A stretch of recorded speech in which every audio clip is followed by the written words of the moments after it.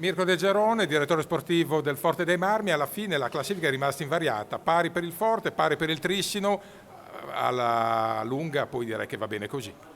Sì, visto l'andamento della partita va bene così, ci eravamo illusi nell'ultimo minuto e mezzo di portarla a casa, abbiamo fatto un errore però fa parte del gioco e poi veniamo fuori da una serie di partite una attaccata all'altra di entità pesanti e quindi ci sta anche che la squadra subisca un po' di stanchezza, è normale insomma, ecco.